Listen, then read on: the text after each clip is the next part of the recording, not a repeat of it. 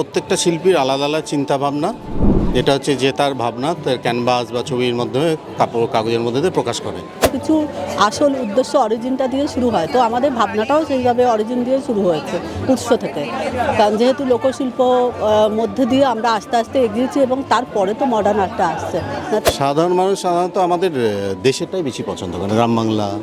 কলকাতা বইমেলাতে যেমন আমরা দেখলাম হাজারেরও বেশি স্টল রয়েছে এবং প্রতিটি স্টলের কিন্তু আলাদা আলাদা একটি গল্প রয়েছে। সাজসজ্জা দিয়ে আলাদা আলাদা স্টলগুলি কিন্তু রীতিমতো যারা এসছেন এখানে পাঠকরা তাদের দৃষ্টি আকর্ষণ করছেন।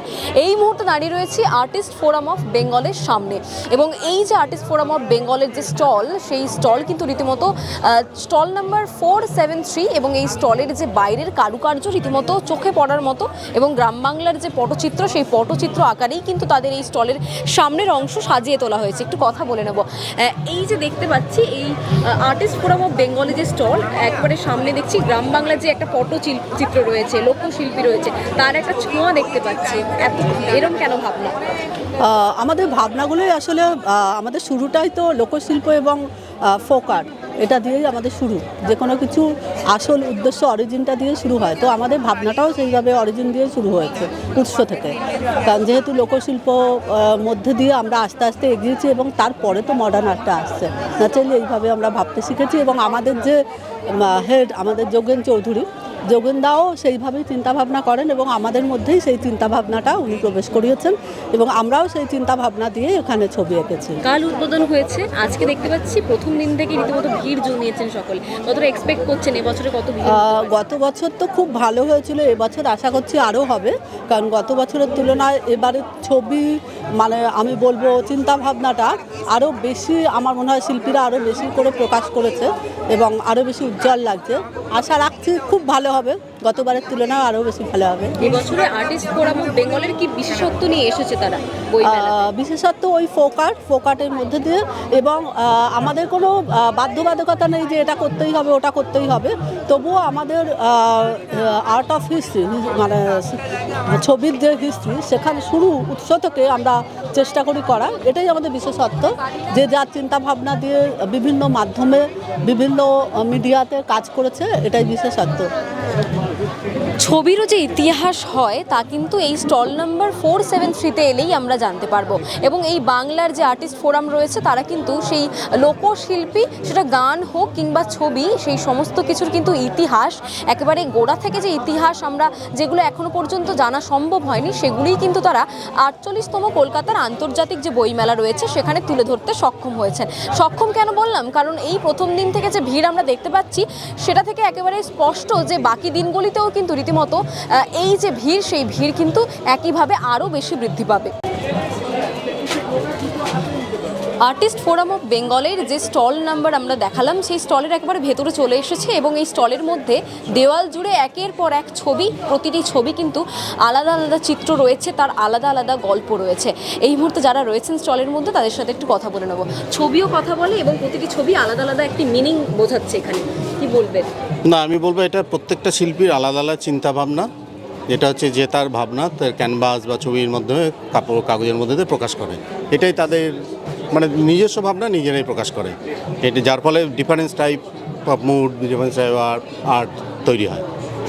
স্যার, এবছর আজকে প্রথম দিন, আজকে প্রথম দিনেই দেখতে পাচ্ছি স্টলের মধ্যে ভিড় রয়েছে, আরও অনেক দিন এখনো পড়ে রয়েছে। কতটা আশা করছেন সাধারণ মানুষ ভালোবাসে? না, আমরা এটা প্রচুর আশা করি, তার কারণ আমরা গতবার তার রেজাল্ট পেয়েছি। গতবার আমাদের স্টল মানে প্রচুর ভিড় ছিল এবং আমাদের প্রচুর ছবি বিক্রি হয়েছে।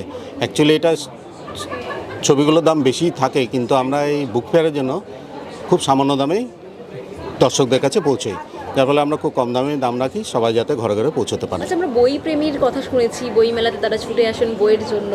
ছবি প্রেমীও তো হয় যারা চিত্রকে ভালোবাসেন। এমনও হয় যে বই কিনতে এসছে, বই কিনতে এসে দেখা হলো হচ্ছে ভালো ভালো কাজ, ভালো ভালো আর্টওয়ার্ক এখানে রয়েছে, তারা বইও কিনেছে, ছবিও কিনে নিয়ে গেছে, সেটাও হয়েছে। ছবি প্রেমী এখন প্রচুর হয়েছে। হ্যাঁ, সেটা একটু ছবির ব্যাপারে আমি একটু কথা বলতে চাইছি আপনার সাথে। এখানে দেখলাম রাধাকৃষ্ণের ছবি, সেখান থেকে কলকাতা, তারপরে দেখছি ভিন্ন ভিন্ন ছবিগুলি রয়েছে। এটার কি অর্থ রয়েছে যদি একটু ডেসক্রাইব করেন? না, এটার অর্থ সেই শিল্পী বলতে পারবে যে এঁকেছেন।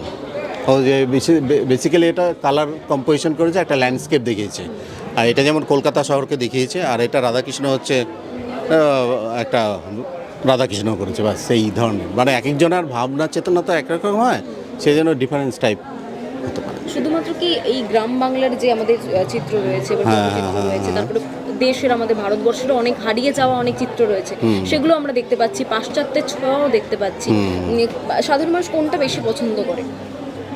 সাধারণ মানুষ সাধারণত আমাদের দেশেরটাই বেশি পছন্দ করে, গ্রাম বাংলা এটাই আপাতত এখানেই আছে। আর তারপর হচ্ছে পাশ্চাত্য দিকে দেখতে গেলে যেটা এইখানে এত কম দামে সেটা হয় না, সেটা প্রত্যেক শিল্পীদের কাছেই থাকে, কিন্তু এখানে আমরা ছোট কম দামের মধ্যে যাই যেটা দিতে পারি সেটাই হয়েছে। আজকে প্রথম দিন কেমন সাড়া পাচ্ছেন? আজকে প্রথম দিন আমাদের কিছু কাজ বেরিয়েছে এবং সেটাও হয়েছে ভালো, সবার প্রচুর ভিড় হচ্ছে।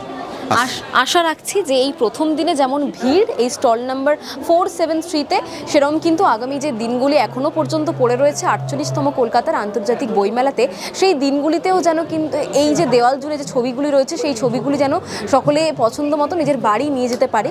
এবং একদিকে যেমন আমরা দেখতে পাচ্ছি পাশ্চাত্য চিত্র রয়েছে, অপরদিকে গ্রাম বাংলার হারিয়ে যাওয়া বেশ কিছু চিত্রও কিন্তু এখানে দেওয়ালে আমরা দেখতে পাচ্ছি। এবং সব মিলিয়ে সাধারণ মানুষ যেমন বইয়ের মেলাগুলিতে ভিড় জমিয়েছে, তেমন কিন্তু বইয়ের স্টল ছাড়াও কিন্তু এই যে হাতের কাজ কিংবা চিত্র, যেই চিত্রগুলিও কথা বলে সেই চিত্রের স্টলগুলিতেও কিন্তু রীতিমতো প্রথম দিন থেকে যে ভিড়, সেই ভিড় কিন্তু রীতিমতো আমরা চোখে দেখছি। এবং আশা রাখছি এই যে ভিড়, সেই ভিড় আগামী যে দিনগুলি এখনও পর্যন্ত পড়ে রয়েছে এই 48তম কলকাতার আন্তর্জাতিক বইমেলাতে, সেই দিনগুলিতেও কিন্তু রীতিমতো আরও ভিড়ের সংখ্যা কিন্তু আরও বাড়তে চলেছে এই স্টলে, এই কামনা রাখছি।